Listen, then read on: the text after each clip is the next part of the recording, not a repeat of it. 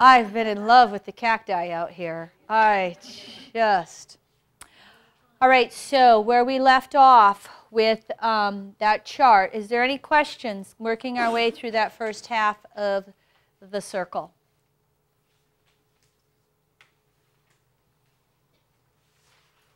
All right, so let's carry on, and we might have to go a little bit faster to get ourselves done in an hour. I might have to cut a little bit on example, but we'll get the explanations out there for all of you.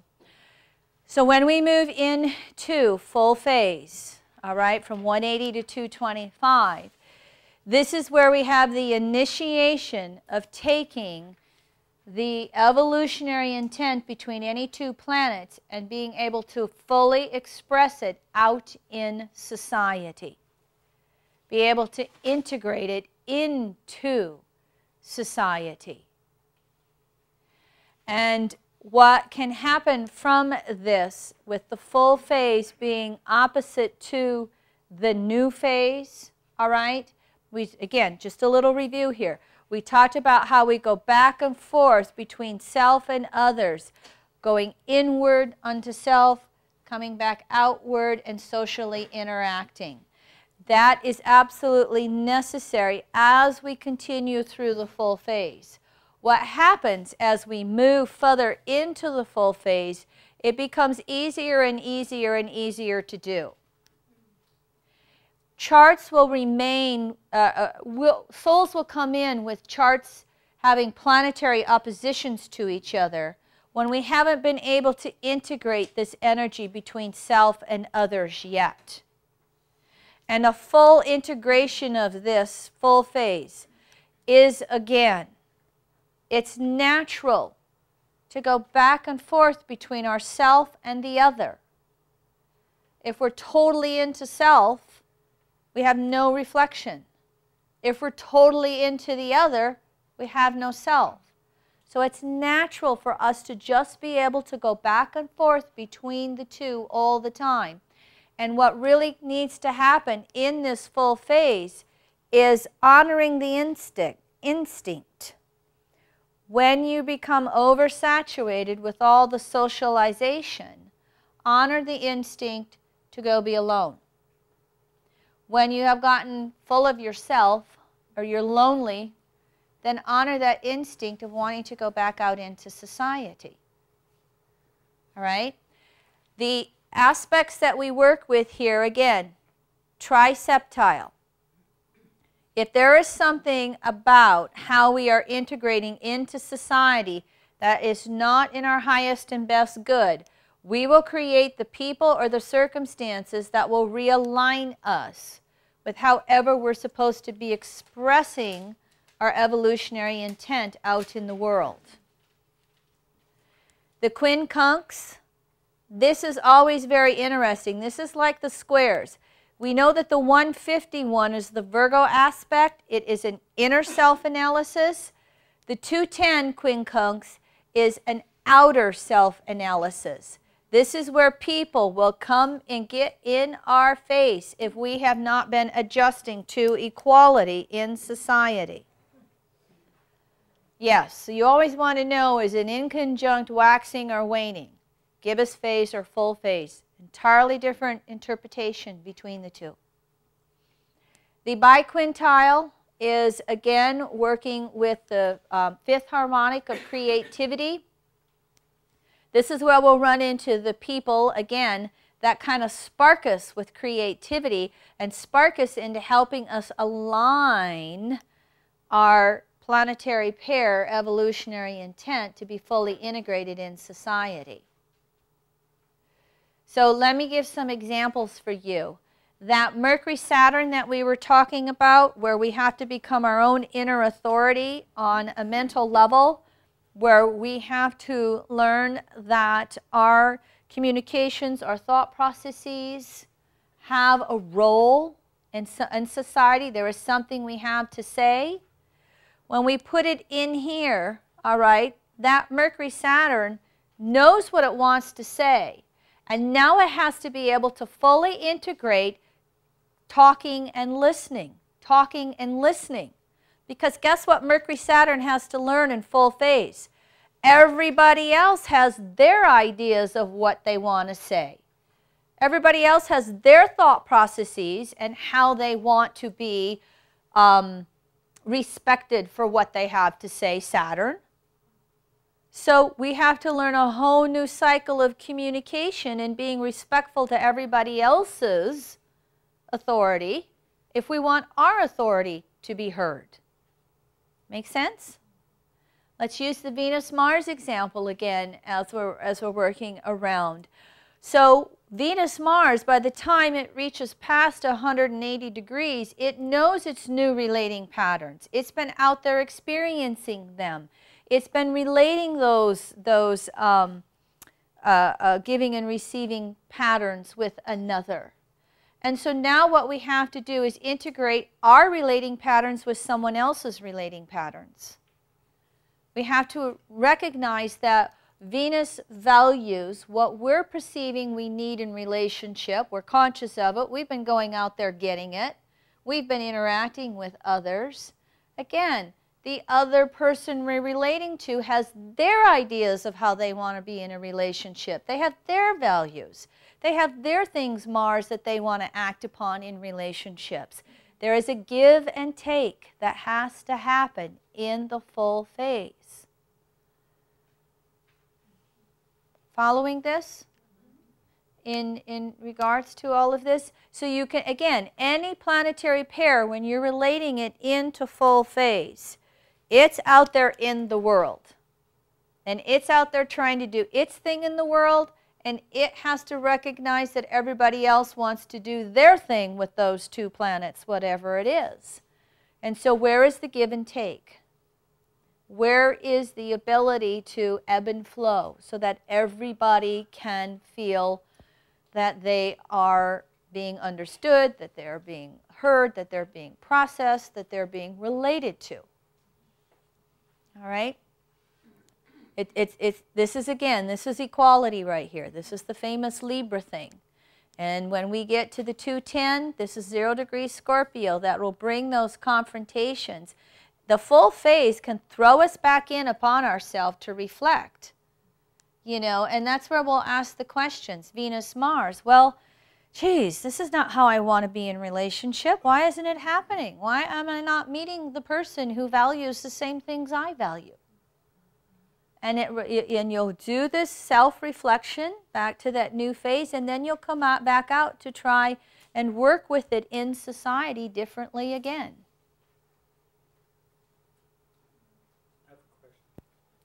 We got the mic working, so we'll put you on the mic, and then you can speak loudly. I have a Pluto 8th house, Mars 2nd house opposition. That I'm on there too. If you, Stephen Cox.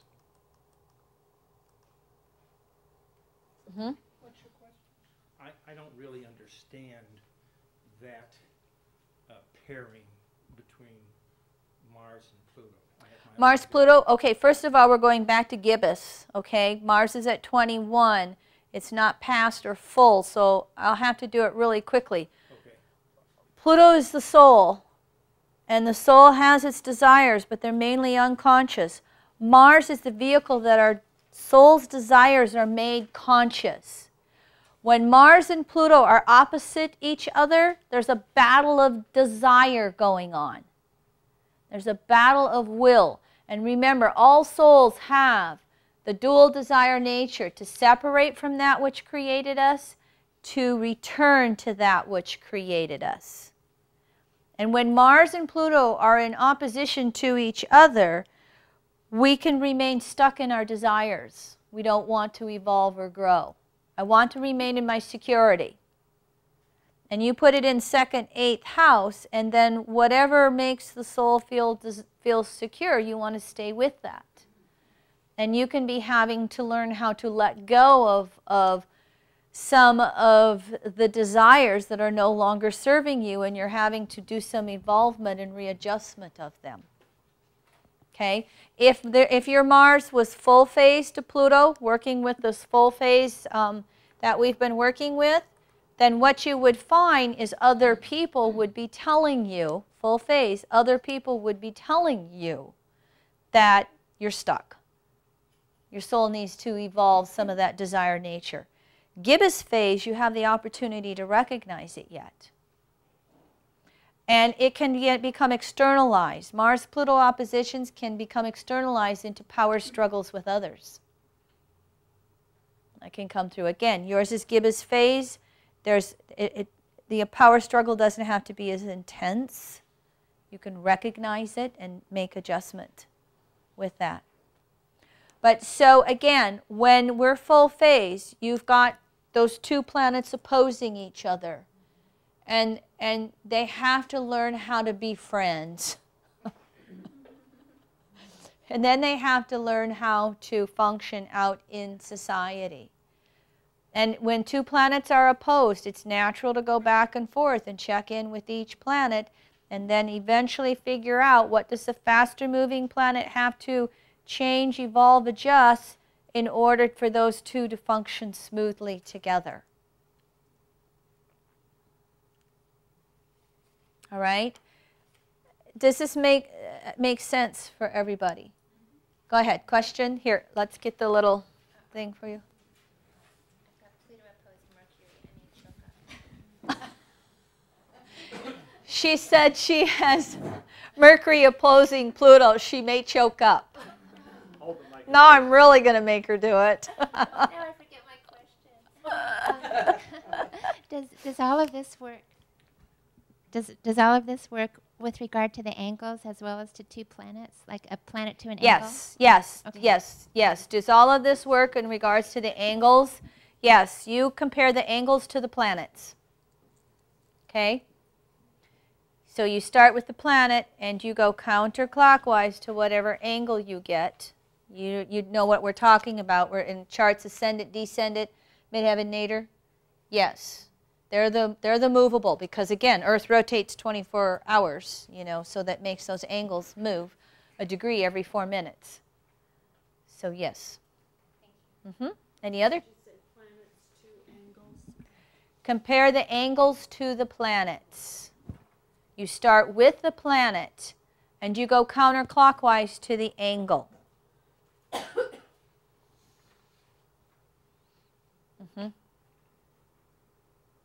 So, full phase. Does this make sense? Everybody kind of gets this?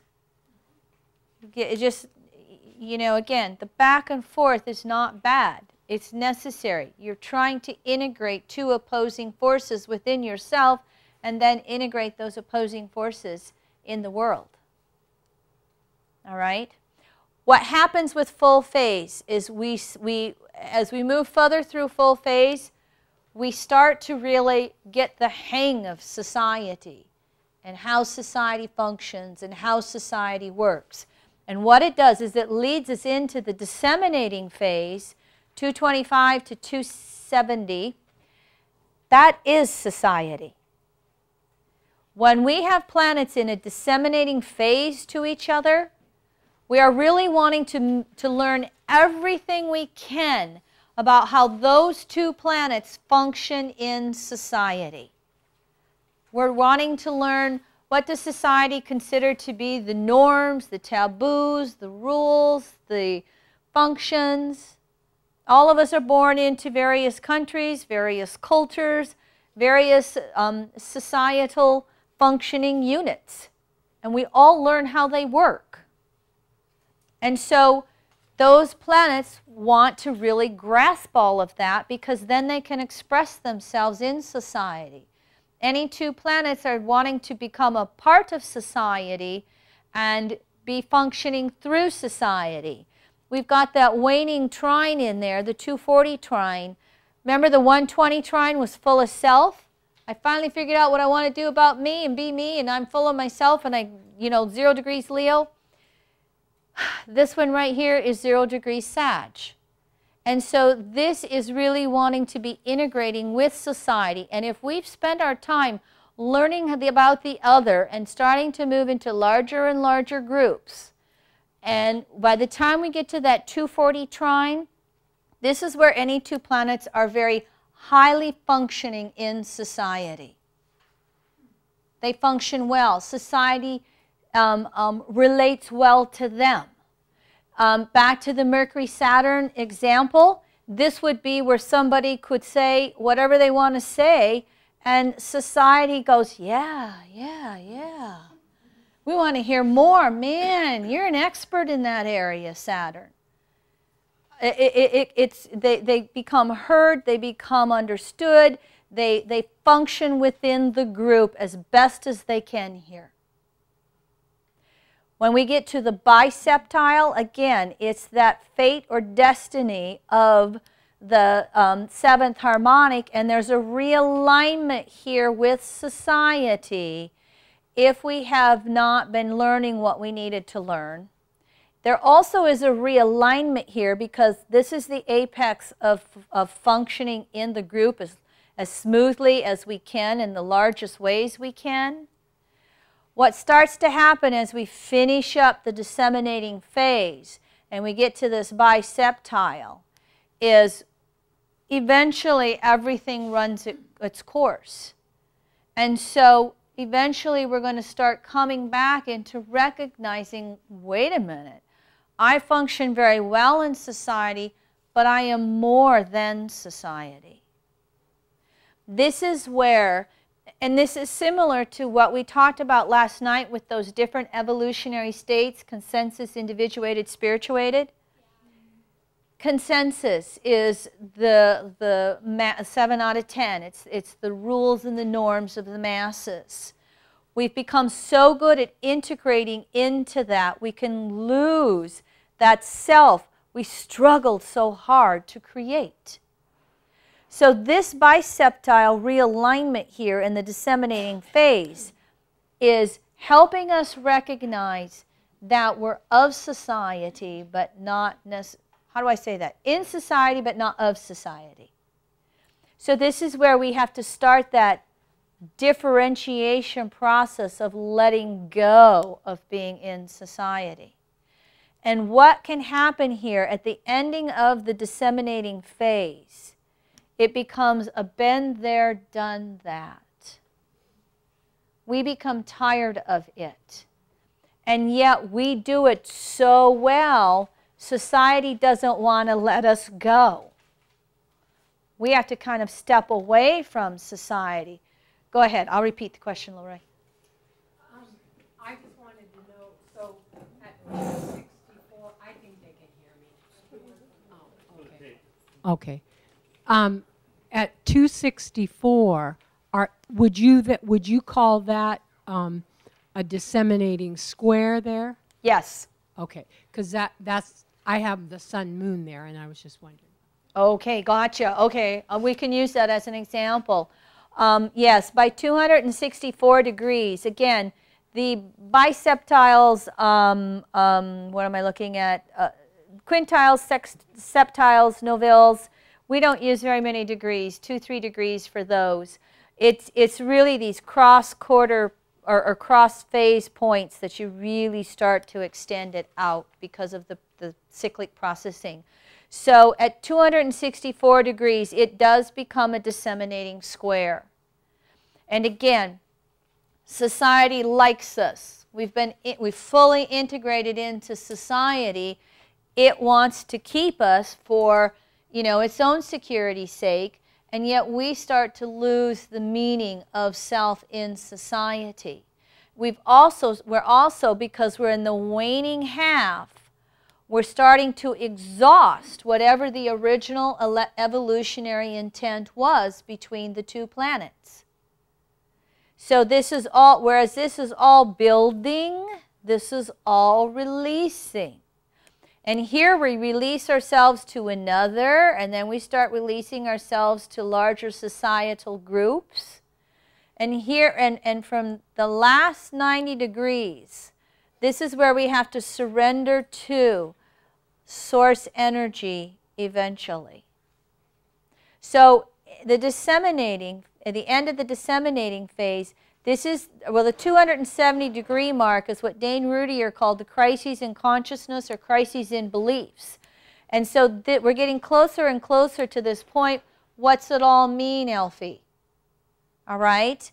And so there's this distinct possibility to start moving into this loss of meaning to things. All right? Switching examples for a chart's sake. She has the sun here and the moon here. All right? What it can mean is that your emotional body became fully integrated within you. You've got a solar-lunar relationship going on that knows self, knows the emotional body, knows the creative self-actualization sun that you want. And you've learned how to express both parts of yourself into society, okay? But what you can find going on with the moon here in this spot is that, again, I can do very well in society, but society isn't emotionally fulfilling me anymore. I have new emotional needs that are starting to come out. Just like here is the crisis in being able to manifest, this is the crisis of letting go. And from the 270 to the 360, to the degree we let go, we have seed thoughts come in that will be initiated at the new 0. All right? So let's take it back to the Mercury-Saturn right here, because we've been relating to that. Again, everybody, thank you very much. We love you. And everybody's going, oh my gosh, will you give us one more talk? Will you, you know, and we're going, if I have to give one more talk, I'm going to throw up. So we're reaching this point where I don't believe in what I'm saying anymore. I'm having a crisis over my communications and whether or not I think I know what I'm talking about. There's the crisis in consciousness between Mercury-Saturn. All right?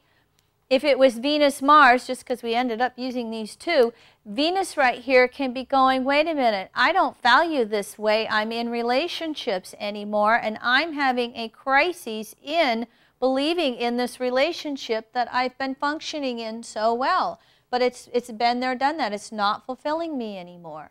And there'll be little tidbits for Venus of having new values that are going to be showing up through here that it wants to Mars act upon. But this last quarter, as we start to move move towards it, this is where we got to finish up all the karma.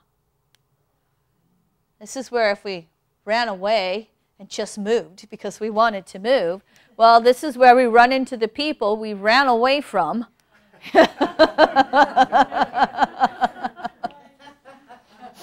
that we have to start the integration to go forward with this. And so this crisis here is where we could do whatever it is we have to do with our eyes shut. But we're bored. We're tired of it. We want to move on. And yet, we can't quite do it yet. This is where, Capricorn, this is where self-responsibility comes in, and we have to fulfill the duties.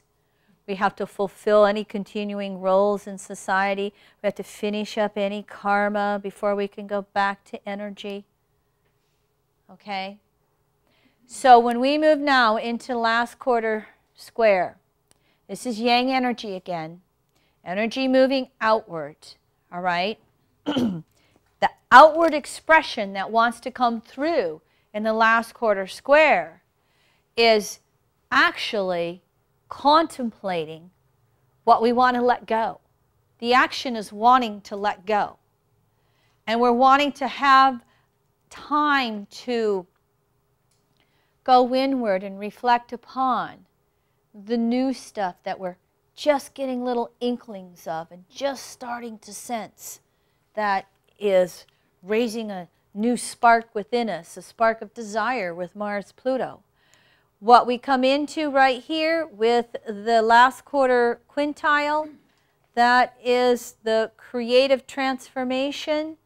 This is where we have some opportunities to if we're working at fulfilling any societal obligations here, we can actually create those little time periods where we can go inward and have the reflection we want.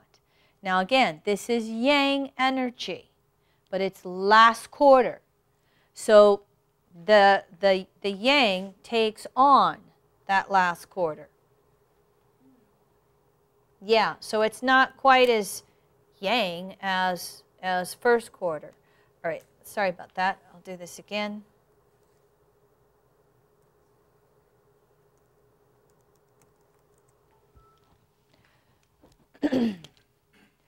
And so, and there can still be, there might be still some creativity that we have not yet completed in society that's necessary to do so.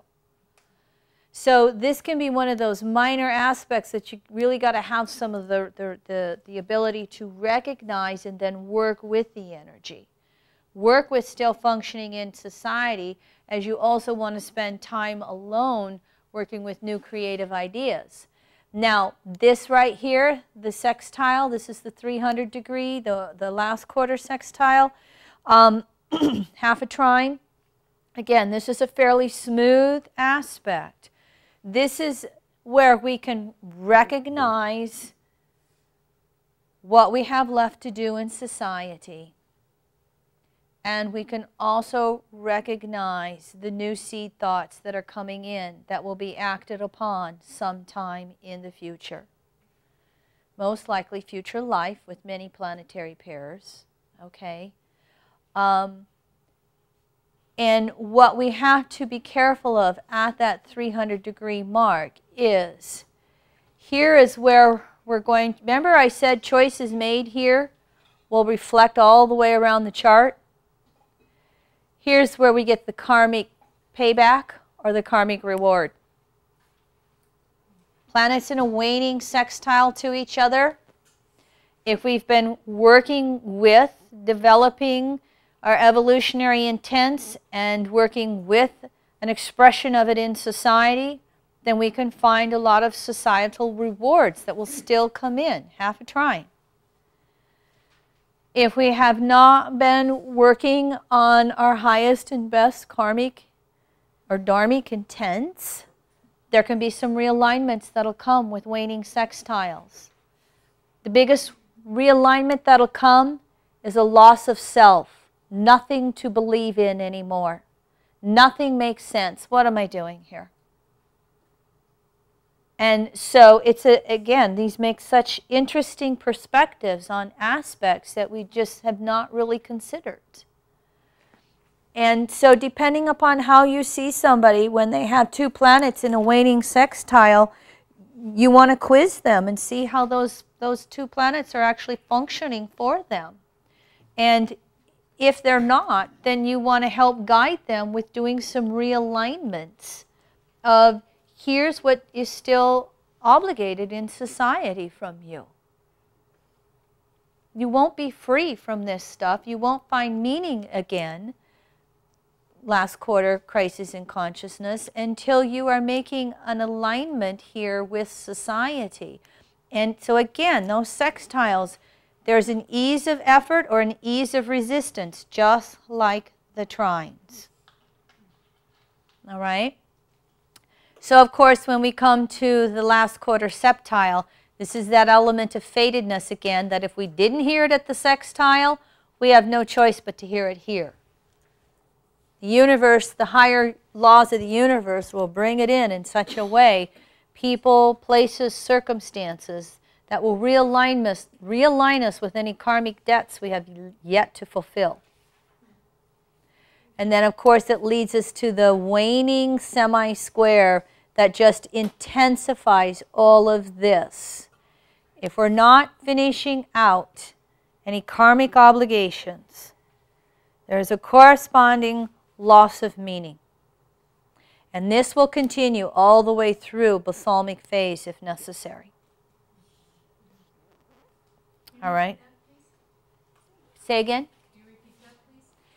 That if we're not fulfilling any of our karmic debts with another individual or society, there will be a corresponding loss of meaning in our life.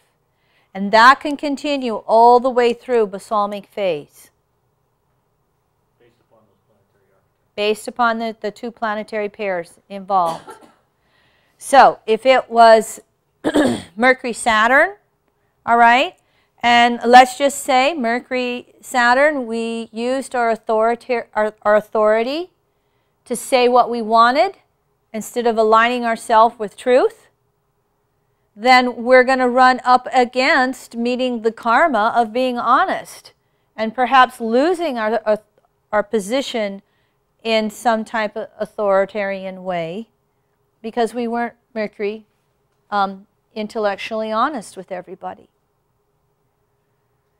Okay, and can you imagine, you know, somebody who had their role out there in society and now all of a sudden nobody listens to them anymore and everybody's calling them a liar. Talk about a loss of meaning. Can they recognize that?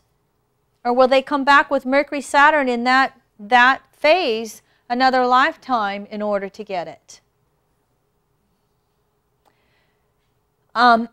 This making sense? Following? In regards to this, with the Venus-Mars, what we can have going on here is again, Venus is going to be having a loss of value in the old ways of relating. And Venus is going to have to fulfill obligations. Sometimes there's obligations in relationships. When you want to look at it in multiple lifetimes, and Venus is in a last quarter and/or balsamic phase to Mars, and we go through our typical things where we ran away to run off with the new lover or something like that. Then Venus is going to meet the old lover and have to make amends from running away in a previous time. Venus, if we didn't honor our values in what's important to us in relationships, we're going to have loss of meaning in any current relationships until we start to honor the values that are important to us versus what society says we should value. All right? Did you raise your hand? No. Okay, sorry. So you know, here again, just remember, the biggest thing is loss of meaning unless we're aligning ourselves with what is our karmic debts, our karmic the karma we have yet to fulfill. Okay? This starts to intensify right here at this semi-square, and then it moves into the balsamic phase, all right? This is where we have the yin energy again.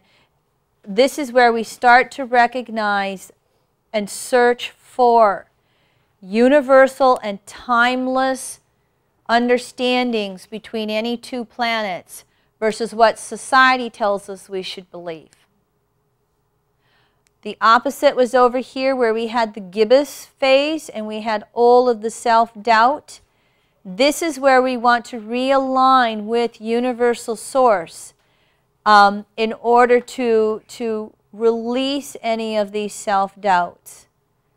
This is where we want to be able to trust our inner knowing and knowledge and understandings as deeply as possible. And all the way through this last 45 degrees, we're going to continue to run into people, situations that are there to finish the old cycle, to finish the old karma in order to be free to move on. The novelle, just like there was the gestation right here to bring the new forward, this gestation is to release what is completed and finished and we don't need anymore. And then this just can intensify at the semi-sextile.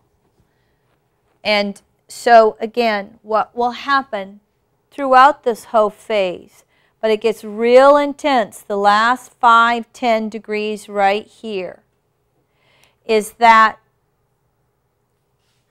as we move into this phase, every time we release something, the corresponding seed thoughts of the new come in here. but we can't act upon them, or we can only act upon them in the balsamic phase to the degree that we are working with the larger forces of the universe. The old I will, my will, divine will, that's balsamic phase. That's Pisces. And so we really have to then have those time periods, yin phase, where we go inward and we really contemplate deeply. What is mine yet to learn here? What is mine yet to do? What is mine to fulfill? And honoring that with others so that we can then really be able to start to work upon some of those seed thoughts before we get to new phase again. It's a tough thing to do. It's very hard when you have planets in balsamic conjunction to each other, because talk about been there, done that. I have Mercury, balsamic Neptune, 1/2 degree. Why can't I just snap my fingers and my book is written for me? Why do I have to go through the mercurial process? You know, why can't I just telepathically get all this to you and I'm going to be laying out in the sun? Mercury, Neptune, you know, and so, and the other thing is just the whole channeling thing. You know, to the degree that I am willing to cooperate with Mercury, Neptune and give voice to what I know on a metaphysical level, then blah, blah, blah, blah, blah, just flows right through me. So I'll work with the electronics and find somebody who will just let me speak it, and then it shows up on the Dragon Speak. I have, in that same spot, I have Jupiter, Saturn, both 8 degrees. Okay, in that same spot, you have right here balsamic, Jupiter, Saturn. Balsamic, yes. You were in here, weren't you? Yes, K. Cox. I'm loud enough, probably they don't need that. I do take those. Oh, okay. Do you mind? Oh, yes. You can, yeah, hold the mic. She was saying right here, if you see her chart, Saturn is 8 degrees 41 Taurus. Jupiter is 8 degrees 8 minutes Taurus. Somebody who can do the left brain math for me, we're like 1/2 degree, give or take a few minutes, all right? So if you were looking at it again, just for teaching purposes, you'd start at Saturn. You'd have to go all the way around the chart, okay? Like right here. So this is a balsamic conjunction within 1/2 degree, all right? A couple of things. First of all, as we talked about last night with the Jupiter-Saturn planetary pair, it's growth and decay. It's expanding into the world and then being able to hold it and integrate it into the world, all right? Jupiter's integration, and Saturn is the forms that we create with whatever we are integrating, all right? Jupiter, Saturn also, because they're a 20-year cycle that we can all grasp, have so much to do with how we function in society. Right. So you have come through a lot of Jupiter, Saturn societal experiences. You know how to function well in society. You'd like to tell society to go take a flying leap. Only now and then. In other words, there's those time periods where, you know, it's like, oh, right, I can do it. You know, you can function, but sometimes you get tired of it. And you just want to go be in the mountains or go hide away because you have one more social role that you have to teach or explain or share or function within. That gets further emphasized by the fact that it's 12th house. Right. You know, so what helps for you is if you can have spiritual societies to function in, all right? And also that Taurian nature right there, that's an interesting combination between Taurus and Pisces, all right? I want it to be real and tangible And yet, I know that it's not, or it's not always there like that. And there's a surrendering process between what you can manifest and what's no longer yours to manifest anymore. Yes, that's true. And the interesting thing is, my children said, Mom, this time you're here to do it the normal way, no magic. I said, can't do it that way, got to do it with magic. That's that a good makes one. sense with that, because it's something that you know you can do, but you're Yes. having to take a slower Yes, yes. path. Taurus is slowing it down. Let's just play with magic here, okay? You could sense, and these two planets are balsamic Uranus right here, okay? You have memories of when you probably did play with magic and manifest things out of the thin air. Maybe another Still do. galaxy, another star system, whatever, you know? And so there is a surrendering process to allow society to catch up with you. And there's also the seed thoughts that you are laying with Jupiter, balsamic Saturn, and these two balsamic Uranus. You can receive messages. You can receive the inspiration about how you may come around and do it again another time. That's the other thing about the balsamic phase. It will many, many times, whatever two planets are in balsamic phase together, you will get the insights of how you will work with the new developments in a future life. And I'm sorry, but it is a big New Age cliche.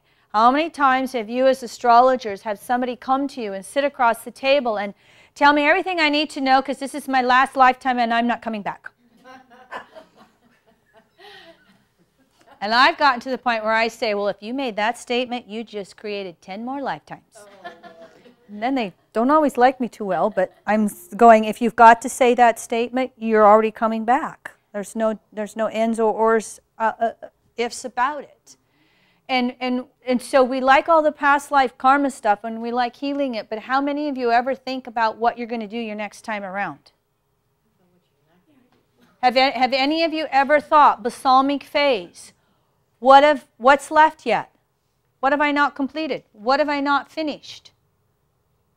I mean, really, that's what balsamic phase is to ponder that kind of stuff and work to align with that kind of stuff. So you are aligning with that. And you can come with that Jupiter-Saturn signature, you get to come back one of these next few lifetimes and show people how to do magic.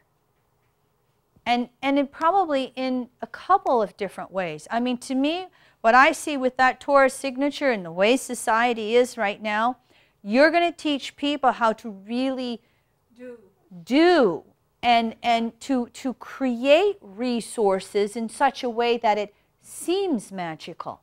It feels like magic. It's just natural that we finally understand. Yes. Really. Yes. And that makes it magical because most people don't understand it. Yep. That's exactly it. You came from that music generation, you know, the 60s, the 50s, 40s, 50s, 50s. a lot of the rock and roll generation have that signature, that Jupiter Saturn in Taurus. Mm-hmm. Do you like music? Love it. Do you work with it?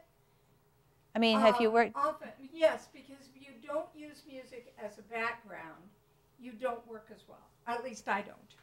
There you go. Yep. Do you have a voice? Can you sing? No. Then you used it other ways. I listen. She can, but her father, who was a professional musician, told her she had, at 3 years old, that she had a voice like a corn shredder. She refused to sing publicly. He did. He was Jupiter, rotten, Saturn, that wasn't any conditioning factor in your environment, was it? He had a marvelous way of teasing constantly. And his theory was that I could do anything I wanted to, but I better do it perfectly. And if I didn't, he'd tease me about it. Was he the authoritarian parent? Yes. Well, Yes. Well, is that Jupiter in Taurus, and then is it Venus in Aquarius, opposing Pluto? Yes, Venus is in Aquarius at mid-sky. Yeah, Saturn's got 3 squares going on with, yeah. Yeah, so these are wide squares, but this is going on, that's going on in the phasal relationships with each other, and that's going on with that. But wow, in EA, you know, the authoritarian parent is right up here, all right? And so very inconsistent, sporadic messages, first of all. And or here's also can be some of that perfection that'll come through. Yeah, I think he was more of wanting me to do everything perfect, and if I didn't, he'd tease me about it until I did get it perfect. Yes. And I was just as stubborn as he was, so it worked out great for us. We had somebody to fight with. Go ahead, Arlene. Well, do you want me to take the mic? Yeah. This is a question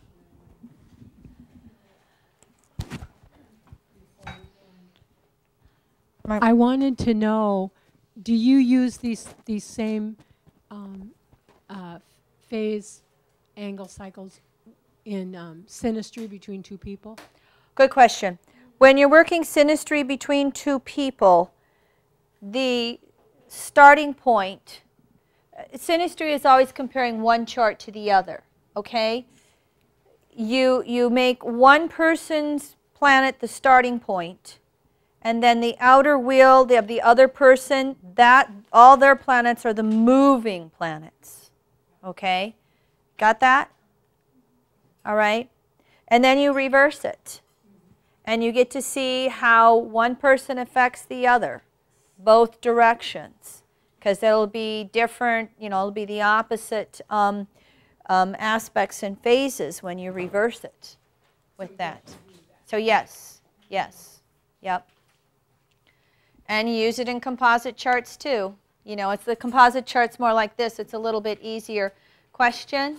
Yeah, I was wondering if you consider chronic illness, which manifests in the 12th house, karmic. Very definitely. Very definitely. You're asking a big question. I'll see how fast I can do this. Your 6th house cusp is going to describe many times physical ailments. Planets in the 6th house is the physical stuff. The 12th house, you're right, is going to be the karmic reasoning behind the physical manifestation. That's the relationship between the two. Here's something that Patricia Walsh has written about in her book, Understanding Karmic Complexes in the Deep Life Memory Processing. Planets square the nodes are going to describe a lot of some of the biggest karmic issues the soul has. What I have found in health and wellness astrology is planets square the nodes will also describe some of the weakest areas within the physical body and where we need to be really sensitive to, you know, some of the potential illnesses that we can manifest. We didn't talk about planets square the nodes very much. That is a very specific evolutionary astrology subject, and really it's just as dynamic as Pluto and the nodes.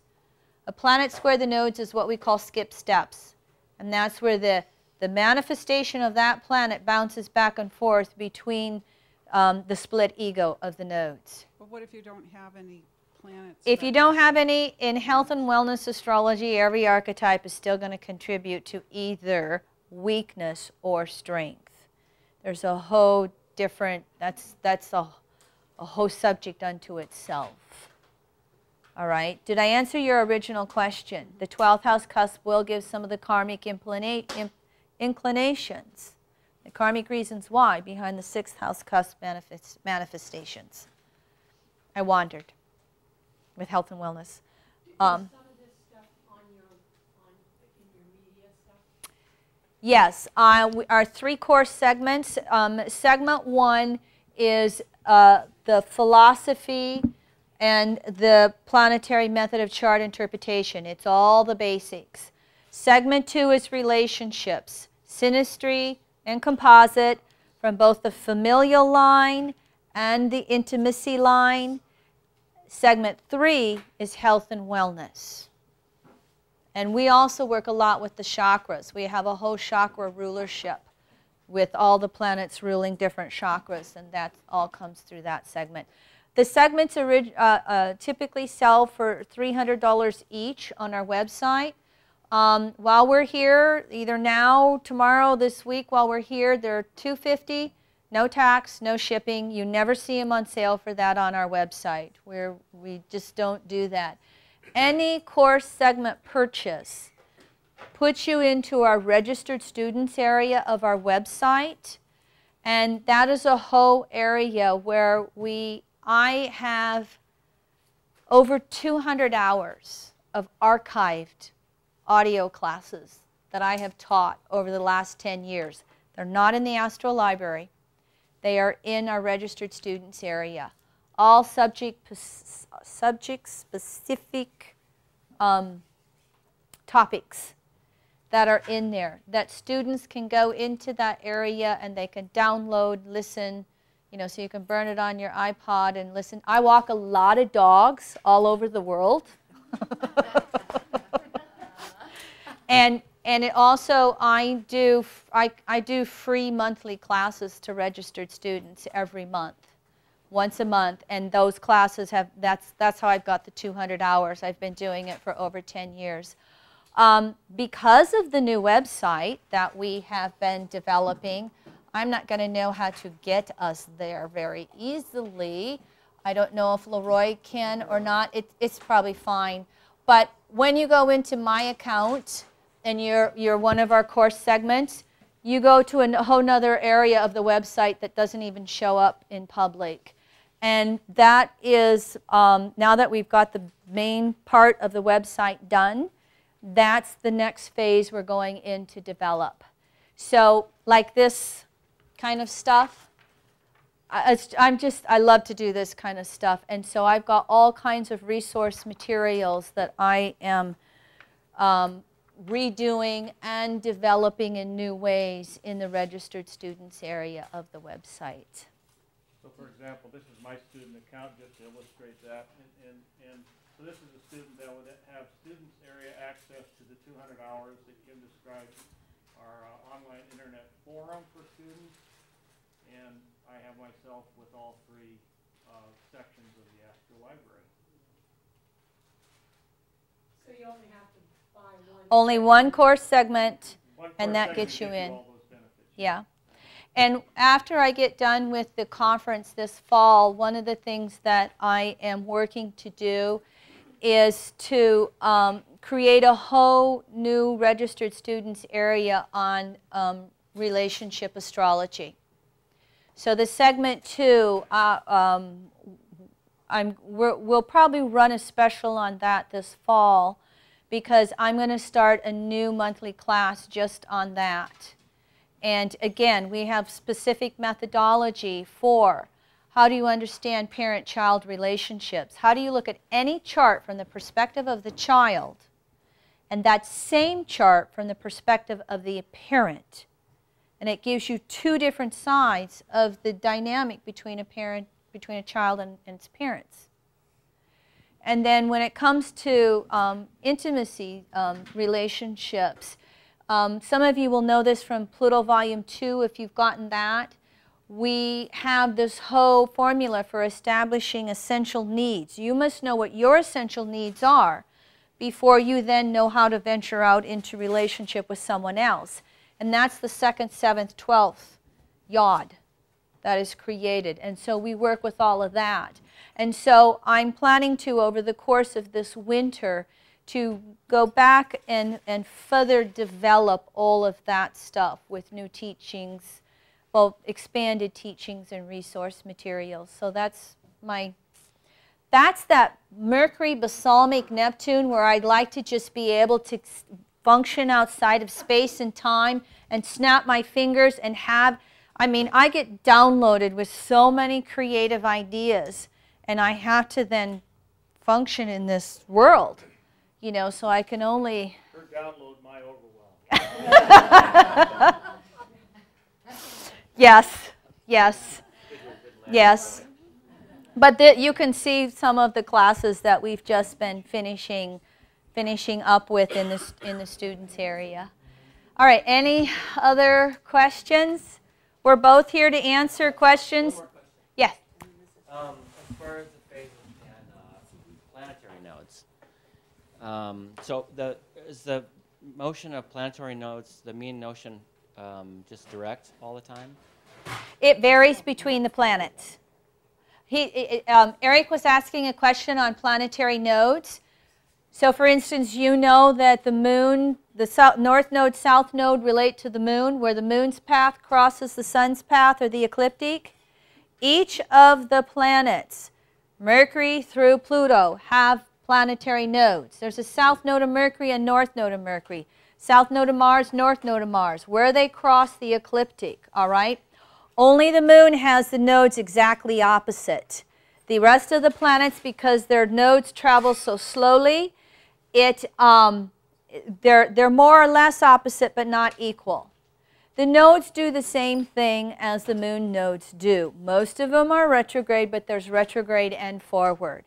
And I can't tell you that off the top of my head which planets are. And if I'm remembering correctly, there's a couple of planets that their nodes move direct. But don't quote me on that one. I'd have to go review my notes a little bit. But so, all the planets have planetary nodes, and your question was? Is the mean motion direct with planetary nodes? Mean motion. You just said, yeah, so generally direct versus retrograde like the moon's nodes. The mean notion of the moon's nodes are retrograde. They're generally going anti to the rest of the chart. My understanding is that the mean motion of the planetary nodes are both. There's some of them that are direct and there's some of them that are retrograde. Yeah. The reason many evolutionary astrologers get solar fire is solar fire software will do the planetary nodes for you. Okay? It will do it natally. It will do it by transit if you want to look at where the nodes are right now. And it varies widely. It varies widely. That's some teachings of EA that have never really made it into a book very good yet. All of us have the south nodes of Jupiter, Saturn, and Pluto in Capricorn. So think about that. Jupiter, Saturn, society, and Pluto, the collective soul. All of us have those south nodes being impacted by Pluto's transit through Capricorn. We all have the south node of Neptune in Aquarius. And we all have the south node of Uranus. Do you remember? South node of Uranus in Sag. And then Mercury, Venus, Mars, the nodal axis varies a lot more. So the north and south nodes of Mercury, Venus, Mars will be specific to your individual charts. That's a whole wealth of information. Yeah, it's a whole nother story. You want to take your chart interpretation to a deep level. But that also is, when you look at the south nodes of all the planets, then that's going to give you the past life dynamics in a flushed out way. That'll then all be funneled through Pluto in the south node. It'll reveal the repeating themes. It will be, yeah. You see it in the planetary nodes, it can be very... All of you, just for right now, can just go. All right.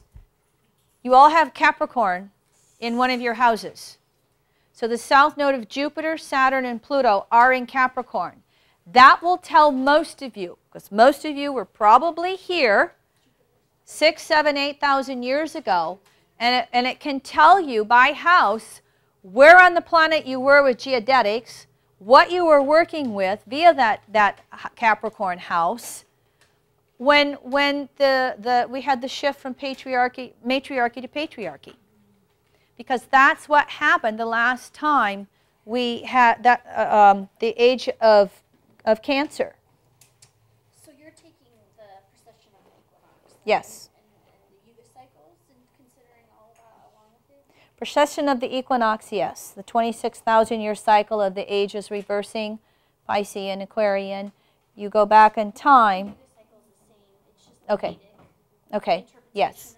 Yes. But I'm speaking geocentric zodiac. Okay. I mean, tropical zodiac.